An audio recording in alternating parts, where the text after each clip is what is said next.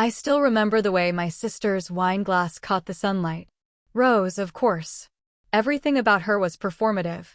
The way she lifted it, the way her husband smiled beside her like she was about to announce a pregnancy, the way my parents leaned in. We were at the annual family picnic, our backyard decorated with fairy lights and judgment. And I was the permanent disappointment standing off to the side, nursing a lemonade because I couldn't even afford the wine I'd brought. Emma tilted her head at me, that signature smirk sharpening her perfect face. "A toast," she said loudly, drawing every eye. "To the one who always turns up broke, clingy, and still trying to count." Laughter erupted. My aunts, my uncles, even my dad, they all raised their glasses. My cheeks burned, but I held it in. They had no idea what I was holding. But what happened next changed everything. The truth was worse than I imagined. It always is with family. I grew up knowing my place. Emma was the achiever, the married one, the daughter who gave them a son-in-law with a luxury car and a house by the lake. I was the creative one who dropped out of college, bounced between jobs, and still lived in a studio apartment that smelled like damp towels. My parents never said it outright, but I saw the comparison in every glance. At every gathering, Emma's life was the main event. Mine was the cautionary tale whispered in the kitchen. For years I believed it. I believed I was lazy, unlucky, incapable. Every time Emma slipped me a backhanded compliment, "I love how you don't care about appearances," I just smiled and died a little. I didn't see what was really happening. The subtle system that kept me small. 3 months before the picnic, I tried to buy a used car. My credit application was denied. The dealership called me over and slid a report across the desk. My score was abysmal. And the accounts? I didn't recognize half of them. Credit cards I never opened. A loan I never took. My stomach dropped. The truth didn't unfold like a detective movie. It hit me sideways in a musty office, holding a paper that said I owed $53,000. I didn't see this coming. Not in a million years.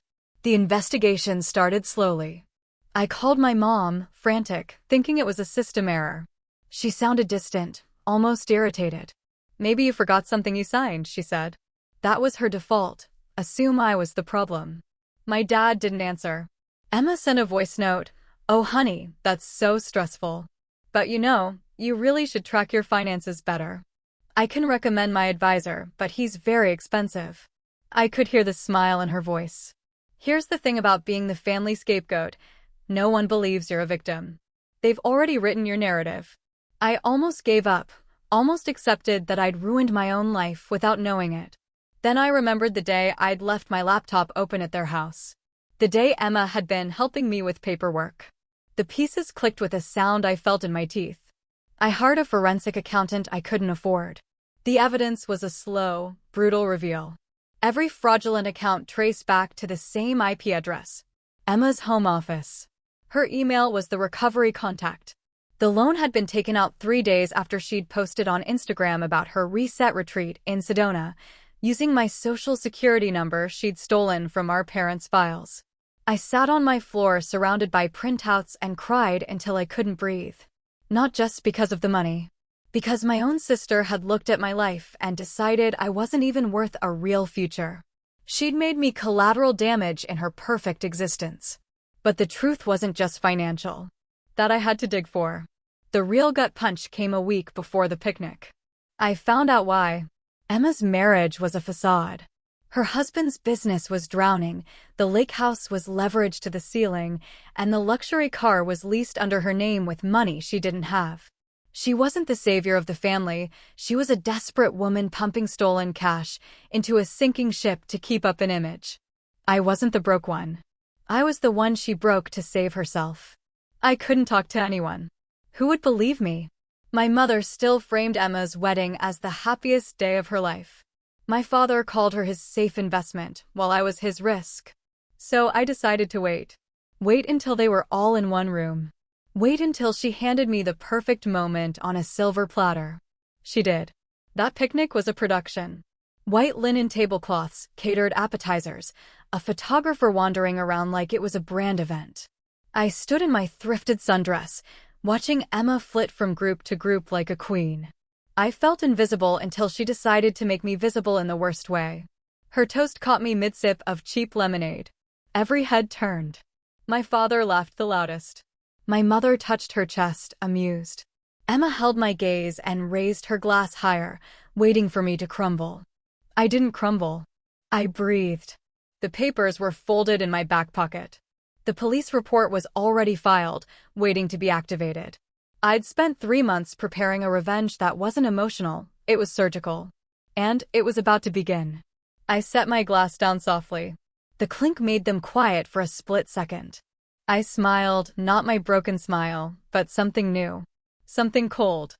I'd like to make a toast too, I said. Emma's smirk flickered. Just slightly. Only I saw it.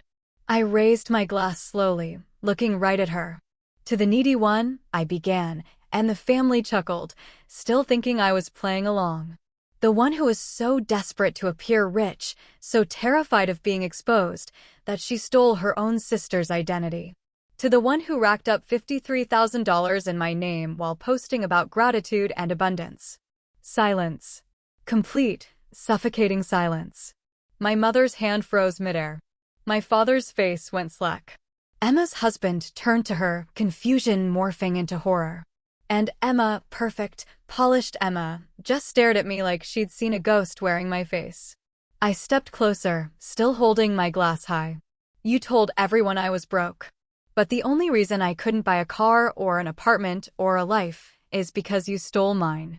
I pulled the papers from my pocket and let them fall onto the white tablecloth. Account summaries, IP logs, the filed affidavit. They scattered like dead leaves across the perfect spread. So here's my toast, I said, my voice steady. To the needy one who forgot that broke girls have nothing left to lose. No one moved. The photographer didn't click. The fairy lights blinked on in the dusk, lighting up a scene none of them would ever unsee. I drank my lemonade slowly, never breaking her stare. And when the glass was empty, I knew this was just the first act. The real reckoning was already in motion. But I didn't say that. Not yet. I simply smiled and watched her world start to burn. The silence didn't just fall, it crashed. It shattered every pretense that had held this family together for decades, and the sound of my glass hitting the white tablecloth was the final note of the old world. I stood there, surrounded by frozen faces and scattered papers, watching my sister's existence unravel in real time. The fairy lights blinked on overhead, soft and mocking, illuminating the evidence of her crime across the picnic spread like a stain. Emma's mouth opened, but nothing came out. The woman who had a witty remark for every occasion was suddenly mute, her throat working around words that had abandoned her. Her husband grabbed one of the papers, his eyes scanning, his tan draining to ash. I didn't rush. I had timed everything perfectly. "What is this?" he whispered, his voice trembling with the first tremor of a world collapsing. "Emma, what is this?" She laughed. Actually laughed, a brittle, desperate sound. "It's a joke. She's always been dramatic. You know how she is." Her hand fluttered toward our mother. "Mom, tell them. She's obsessed with making me look bad." But my mother wasn't moving. She had picked up a police report, the official letterhead stark against the rose-stained tablecloth. My father stood slowly, his chair scraping the patio, and I saw something shift in his face. Not anger, not yet. Recognition. The slow, sickening understanding that he'd bet on the wrong horse for 30 years. I didn't see this coming, not the depth of their denial. But what happened next changed everything. I reached into my other pocket and pulled out my phone. One tap of the screen, a pre-written text sent to a waiting number. "Emma Whitmore," I said, her full name cold on my tongue. "You didn't just steal from me. You stole from the idea of me. You made me the broke one so you could play the savior. But I found everything." She lunged forward, grabbing at the papers, her composure shattered. "These are fake. She forged them." Her voice cracked into something feral. "She's just jealous because no one loves her." I didn't flinch. "Keep talking. It'll look great on the body cam footage." That word, body cam, landed like a grenade. Every head turned as a uniformed officer stepped through the garden gate behind me, the blue lights of a squad car pulsing against the hedges in the dusk. I had filed the affidavit 3 days before and requested a delayed response, telling them exactly when and where to find us. Emma's face went so white I thought she might faint. Miss Whitmore. The officer's hand rested on his belt. We need to ask you some questions regarding a year-long identity theft and fraud operation.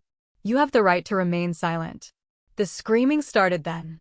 Not from Emma, from my mother. No, there's been a mistake. She's my daughter, she's a good girl, she would never. The truth was worse than I imagined. My mother wasn't defending me. Even now, with the proof in her hands, she was defending Emma. That betrayal cut deeper than any credit score.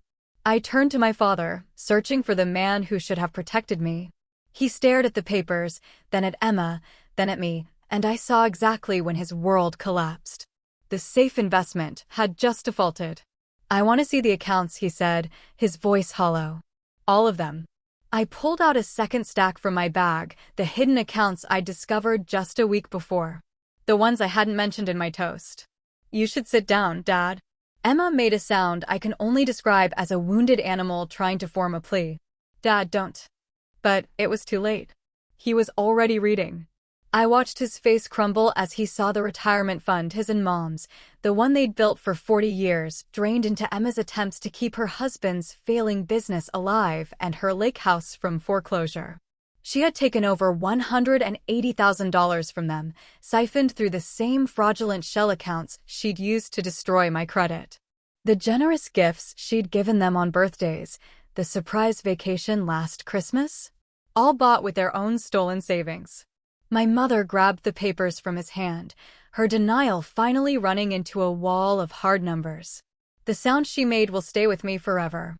It was the sound of a fantasy dying.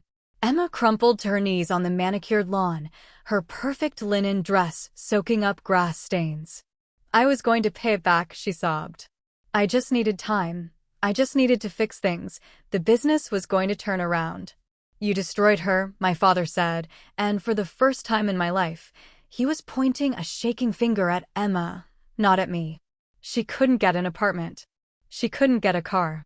She was working 3 jobs while you were posting pictures of your kitchen renovation. And you let us laugh at her. The officer stepped forward, handcuffs glinting in the fairy lights. Ma'am, you're under arrest for identity theft, elder financial abuse, and multiple counts of fraud. Anything you say can and will be used against you in a court of law. Emma's husband backed away, his phone already in his hand, frantically dialing lawyers, maybe, or his business partners. I knew what he'd find. The hidden truth I'd uncovered 2 weeks ago but saved for this exact moment. His luxury car lease was in Emma's name, purchased with my credit score.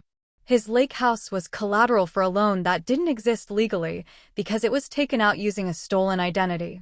His entire business revival was built on a foundation of felonies, and the instant this arrest hit public record, the bank would call in everything.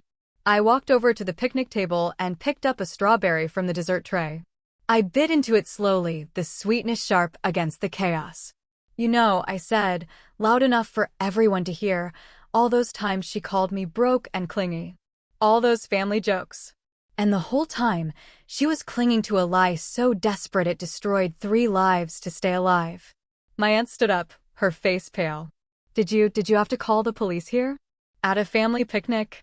I looked at her. She spent a year stealing my life while you all toasted her success. Yes, I had to call the police here. Emma was being led to the car now, her wrists behind her back, her perfect hair loosening into strings of failure. She twisted around, her tear-streaked face finding mine. You ruined me, she hissed. You ruined everything.